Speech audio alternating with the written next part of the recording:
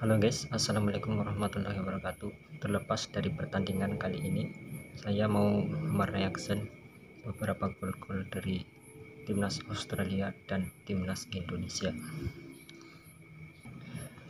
Terlepas dari kekalahan Indonesia yang kena bantai 5-1, ada beberapa hal yang perlu dievaluasi oleh Patrick Kluivert selaku sebagai pelatih timnas Indonesia yang baru.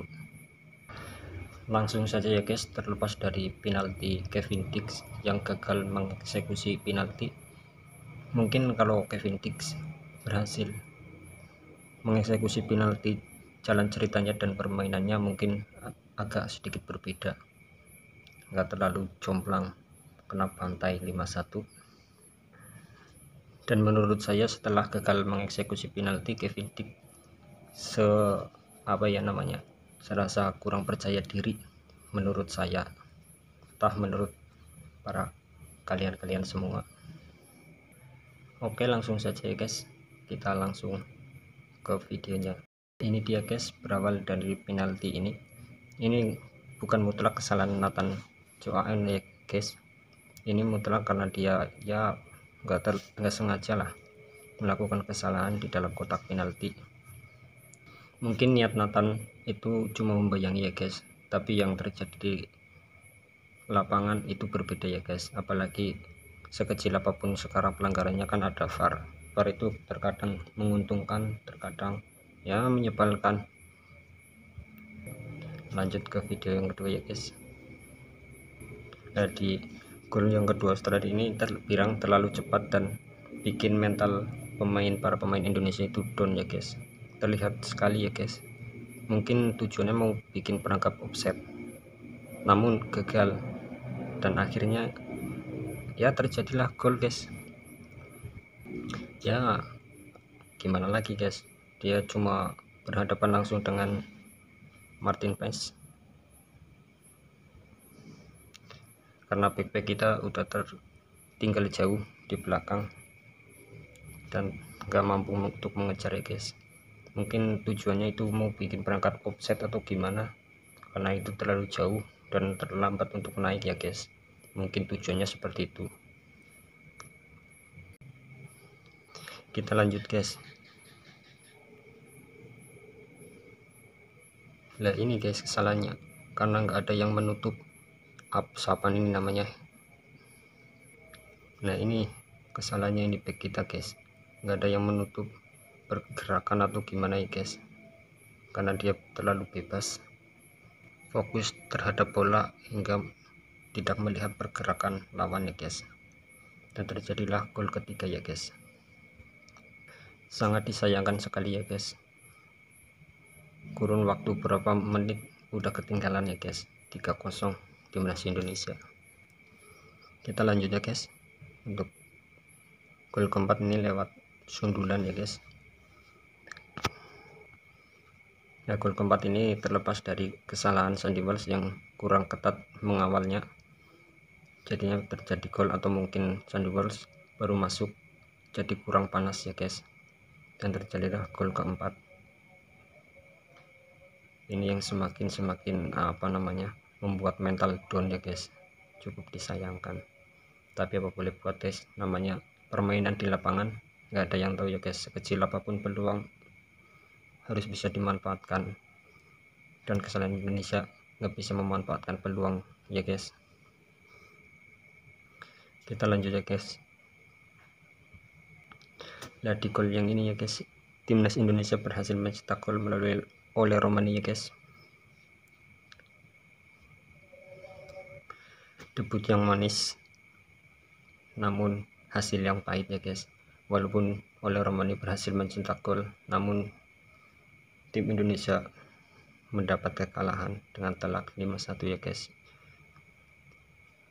Mungkin kita harus bangkit di laga berikutnya ya guys, melawan Bahrain di GPK.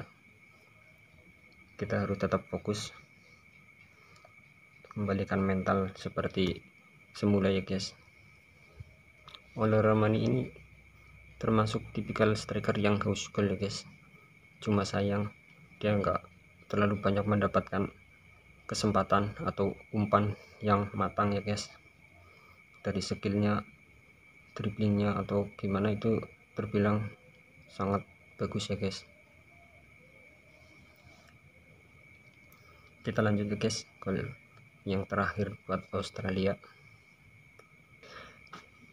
Nah di gol yang terakhir Australia ini guys, menurut saya ini kesalahan semua pemain lah guys, karena nggak melihat pergerakan lawan dan telat untuk menutup. Nah ini contohnya Jaides telat, kalah berduel, terjadilah gol ya guys. Ya cukup disayangkan sekali ya guys, antisipasinya kurang maksimal dari Jaides, terjadilah gol kelima ya guys.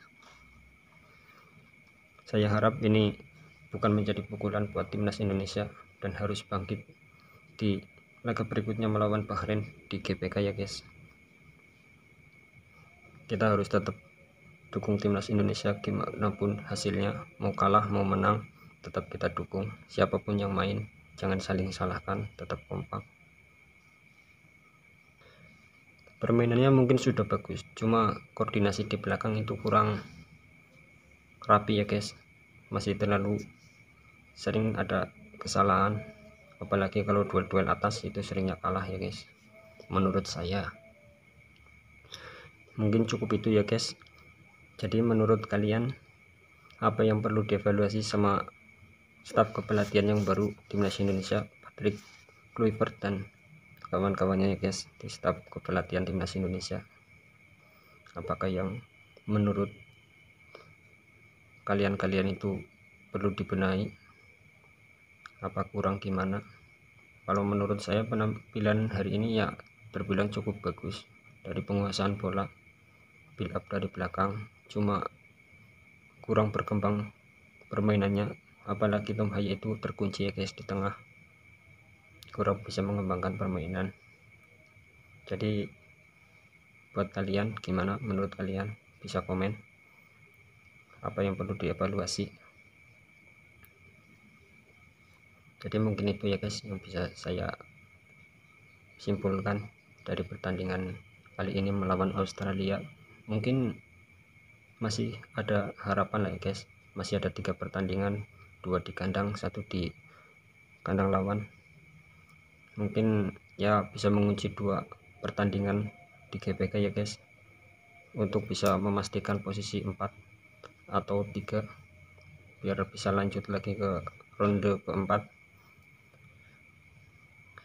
Mungkin kalau langsung lolos itu terbilang agak berat ya guys, apalagi kita baru saja menelan kekalahan.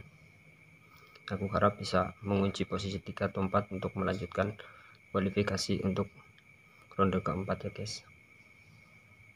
Jadi buat timnas Indonesia tetap semangat, tetap kompak, jangan saling salah-salahan, tunjukkan bahwa kita itu Garuda, kita bisa terbang tinggi bersama-sama, kita raih mimpi bersama-sama. Tunjukkan bahwa Indonesia itu bukan cuma negara besar, tapi di segala segi sepak bola ataupun olahraga apapun kita bisa mendunia ya guys.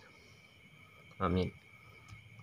Mungkin itu saja yang bisa saya sampaikan ya guys, karena saya nggak pandai berbicara. Terima kasih dan wassalamualaikum warahmatullahi wabarakatuh.